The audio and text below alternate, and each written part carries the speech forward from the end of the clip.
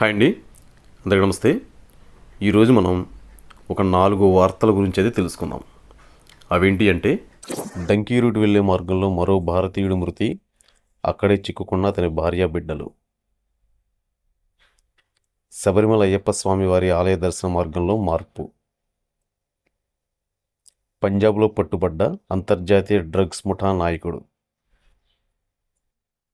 తిరుపతి శ్రీవారి ఆలయ పరకామణి లెక్కింపులో టీటీడీ ఉద్యోగి చేతివాటం. మన వీడియో మొదటిసారిగా చూస్తున్న ప్రతి ఒక్కరూ ఛానల్ సబ్స్క్రైబ్ చేసుకోండి. వీడియో నచ్చితే లైక్ చేయండి, షేర్ చేయండి, కామెంట్ చేయండి. ఇంకా మనం వీడియోలోకి వెళ్ళిపోదాం. అక్రమంగా అమెరికా వెళుతున్న భారతీయులను ఆ దేశం వెనక్కి పంపిస్తున్న విషయం మనందరికీ తెలిసిందే. భారతీయులు అక్రమంగా ఇతర దేశాలకు వెళ్ళటం మానుకోవాలని కేంద్ర ప్రభుత్వం సూచించినప్పటికీ కొందరు ప్రమాదకరమైన డంకీ మార్గాల్లో అగ్రదేశానికి వెళ్ళడానికి ప్రయత్నిస్తున్నారు. అంటే ఇప్పుడు ట్రంప్ వచ్చిన తర్వాత అక్కడున్న భారతీయులని వెనక్కి అయితే పంపించేస్తున్నారు. మన కేంద్ర ప్రభుత్వం కూడా అక్రమంగా వెళ్ళకూడదనేది సూచించింది. కానీ కొంతమంది అలా చెప్పినా కూడా వీళ్ళు వెళ్ళేందుకైతే అక్కడికి ప్రయత్నిస్తున్నారు. ఆ కోణంలోనే తాజాగా గుజరాత్కు చెందిన ఒక వ్యక్తి కుటుంబంతో సహా డంకీ రూట్లో అమెరికా వెళ్తూ మార్గమధ్యంలో ప్రాణాలు కోల్పోయిన ఘటన వెలుగు చూసింది. మృతుడిని గుజరాత్లోని సంబర్ఘాట్ జిల్లాలోని మేయత్ గ్రామానికి చెందిన దిలీప్ పటేల్గా గుర్తించారు. ఇతనిది గుజరాత్ అంట. దిలీప్ పటేల్ అమెరికాలో స్థిరపడాలనే ఆలోచనతో ఇటీవల ఒక ఏజెంట్కు సంప్రదించాడు. తన భార్య చిన్నారితో సహా ముగ్గురిని అమెరికా పంపడానికి ₹1 కోటి చెల్లించాలని వారు కోరడంతో తన భూమిని విక్రయించి వచ్చిన కోటి చెల్లించినట్లు స్థానికులు పేర్కొన్నారు. 2 నెలల క్రితం అతడు కుటుంబంతో సహా టూరిస్ట్ వీసాపై దుబాయ్ వెళ్ళి అక్కడ నుంచి నికరాగ్వాకు వెళ్ళాడు. అక్కడ నుంచి డంకీ మార్గంలో ప్రయాణిస్తున్న సమయంలో మధుమేహ వ్యాధిగ్రస్తుడైన దిలీప్ అనారోగ్యానికి గురయ్యాడు. ఇతను ఏం చేశాడంటే, అమెరికా వెళ్ళడానికి ఒక ఏజెంట్ను సంప్రదించి ఇతని భార్య పిల్లలతో కలిసి డంకీ మార్గంలో అమెరికాకైతే బయలుదేరాడు. ఇతను ఇలా వెళ్ళడానికి ఆ ఏజెంట్కి ₹1 కోటి ఇచ్చాడు, తన ఆస్తిని అమ్మేసి, స్థిరాస్తిని. అలా వెళ్ళే దారి మధ్యంలో ఇతనికి కొంచెం అనారోగ్యానికి గురయ్యాడు. ఆ సమయంలోనే అతడికి మందులు లభించకపోవడంతో అనారోగ్యం తీవ్రమై కోమాలోకి జారుకుని మృతి చెందాడని అధికారులు పేర్కొన్నారు. ఈ వెళ్ళేదారిలో అతనికి సరైన మందులు దొరక్క ఇబ్బంది పడి లాస్ట్కి అతని ప్రాణాలు అయితే విడిచాడు. కాగా మృతుడి భార్య బిడ్డలు అక్కడే చిక్కుకుపోయినట్లు తెలిపారు. ఈ సంఘటనపై తమకు ఎటువంటి సమాచారం అందలేదని స్థానిక పోలీసులు వెల్లడించారు. మృతదేహాన్ని స్వదేశానికి తీసుకురావడానికి విదేశాంగ శాఖ సహాయం తీసుకుంటున్నామని పేర్కొన్నారు.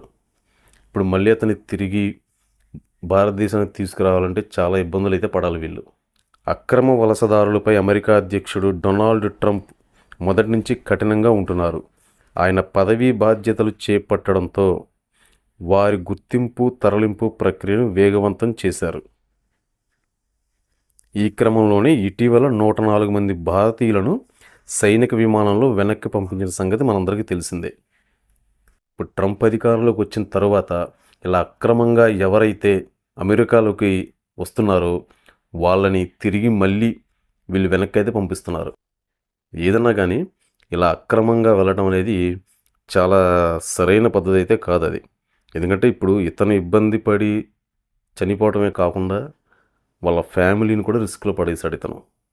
తర్వాత మరొక న్యూస్ ఏంటంటే, శబరిమల అయ్యప్ప సన్నిధిలో 18 మెట్లు ఎక్కుతాం కదా, ఎక్కిన తరువాత భక్తులకి నేరుగా దర్శనం అయ్యేలాగా అక్కడ ట్రావెన్కోర్ దేవస్థానం కొన్ని నిర్ణయాలు అయితే తీసుకుంటుంది. అదేంటనేది మనం తెలుసుకుందాం.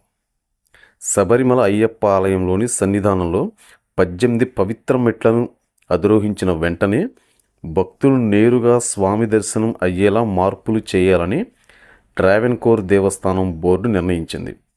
ఈ మార్పును ఈ నెల 15 నుంచి 12 రోజుల పాటు విష్ణు పూజ జరిగే రోజుల్లో ప్రయోగాత్మకంగా అమలు చేస్తామని టీడీబీ అధ్యక్షుడు పిఎస్ ప్రశాంత్ వెల్లడించారు. ఇది విజయవంతమైతే తదుపరి మండల మకరవిలక్కు సీజన్లోనూ దీన్ని కొనసాగిస్తామని తెలిపారు. మెట్లను ఎక్కిన వెంటనే ప్రస్తుతం భక్తులను ఒక వంతెన మీదకు మళ్లిస్తున్నామని, అక్కడ వారు కొంత సమయం క్యూలో వేచి ఉండి అనంతరం స్వామి దర్శనం కోసం మరోవైపునకు వెళ్తున్నారని ప్రశాంత్ చెప్పారు. ఈ పద్ధతిలో భక్తులకు కేవలం 5 సెకండ్ల వరకే దర్శన భాగ్యం దక్కుతుందన్నారు. భక్తులకు మెట్లు ఎక్కిన వెంటనే దర్శనం చేసుకునేలా చర్యలు చేపట్టినట్లు తెలిపారు. ఈ కొత్త మార్పు కారణంగా ప్రతి భక్తునికి 20 నుంచి 25 సెకండ్ల పాటు దర్శనం చేసుకునేలా వీలు కలుగుతుందన్నారు. ఇప్పుడు మామూలుగా మనం 18 మెట్లు ఎక్కిన తర్వాత ఏమవుతుందంటే ఒక వంతెన మీదకి అయితే తీసుకువెళ్తారు పక్కన. ఆ తిప్పి తీసుకువెళ్ళి వెంటనే మనకి ఒక 4-5 సెకండ్ల వరకు ఆ దర్శనం అయితే కనబడుతుంది స్వామివారిది. కానీ అలా కాకుండా ఇప్పుడు డైరెక్ట్గా భక్తుడికి కనీసం ఒక 20 నుంచి 25 సెకండ్ల పాటు స్వామివారి దర్శనం అయ్యేలాగైతే అక్కడ ఈ దేవస్థానం వాళ్ళైతే ప్లాన్ చేస్తున్నారు. బాగానే ఉంది అది. భక్తులు కూడా కొంచెం ఎక్కువసేపు సన్నిధానంలో స్వామివారిని చూసే అవకాశం అయితే దక్కుతుంది. తర్వాత మరొక న్యూస్ ఏంటంటే, అంతర్జాతీయ డ్రగ్స్ ముఠా నాయకుడు షెహనాజ్ సింగ్ అలియాస్ షాన్ బిందర్ ఇతన్ని పంజాబ్లో అయితే అరెస్ట్ చేశారు. దాని గురించి మనం ఈ వీడియోలో తెలుసుకుందాం. భారత సంతతికి చెందిన అంతర్జాతీయ డ్రగ్స్ ముఠా నాయకుడు షెహనాజ్ సింగ్ అలియాస్ షాన్ బిందర్ పంజాబ్లో పట్టుబడ్డాడు. అమెరికాలో ఈ ఏడాది ఫిబ్రవరి 26న భారీ మొత్తంలో దొరికిన డ్రగ్స్ కేసులో ఇతడు కీలక నిందితుడుగా ఉన్నాడు. ఆ కేసులో ఇప్పటికే షెహనాజ్ సింగ్ అనుచరులు 6 మందిని FBI అరెస్ట్ చేసింది. ఈ క్రమంలోనే షెహనాజ్ సింగ్ కోసం ఆ సంస్థ నిఘా పెట్టగా అతడు పారిపోయి భారత్కు వచ్చాడు. దీనిపై తమకు సమాచారం అందడంతో లుధియానాలో అతడిని అరెస్ట్ చేసినట్లు పంజాబ్ డీజీపీ గౌరవ్ యాదవ్ సోమవారం వెల్లడించారు. షెహనాజ్ సింగ్ కొలంబియా నుంచి అమెరికా, కెనడా 2014 నుంచి మాదక ద్రవ్యాలు సరఫరా చేస్తున్నట్లు తెలిసిందని చెప్పారు. అలాగే భారత్లో 2024 డిసెంబర్లో ఆయుధాల చట్టం కింద నమోదైన కేసులోనూ ఇతడు నిందితుడుగా ఉన్నాడని పేర్కొన్నారు. అసలు ఈ డ్రగ్స్ వల్ల ఎంతమంది యువత చెడిపోతున్నారంటే, అసలు ఈ మధ్యకాలంలో చాలామంది చాలా చిన్న వయసులోనే ఈ డ్రగ్స్కు అలవాటు పడి వాళ్ళు కెరియర్ని నాశనం చేసుకుంటున్నారు. అసలు ఇలాంటి వాళ్ళని ఊరికినైతే వదిలిపెట్టకూడదు. తిరుపతిలో టీటీడీ ఆలయంలో ఒక అధికారి చేతివాటం అయితే చూపించాడు. దాని గురించి మనం తెలుసుకుందాం. చెన్నైలో టీటీడీకి చెందిన శ్రీవారి ఆలయ పరకామణి లెక్కింపులో అవకతవకలు జరిగాయి. శ్రీవారికి భక్తులు సమర్పించిన హుండీలో కానుకల్లో టీటీడీ ఉద్యోగి కృష్ణకుమార్ చేతివాటం ప్రదర్శించారు. విదేశీ కరెన్సీని ఆయన దారి మళ్లించారు.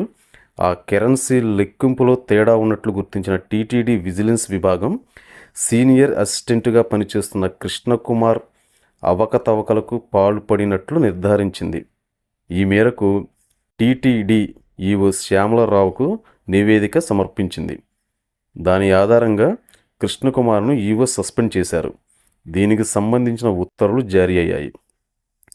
ఇప్పుడు స్వామివారి డబ్బుల లెక్కింపు జరిగే చోట ఇప్పుడు చాలా వరకు ఇప్పుడు స్వామివారికి రోజుకి దగ్గర హుండీ ఆదాయం 2 నుంచి 3 కోట్ల వరకు అయితే వస్తుంది.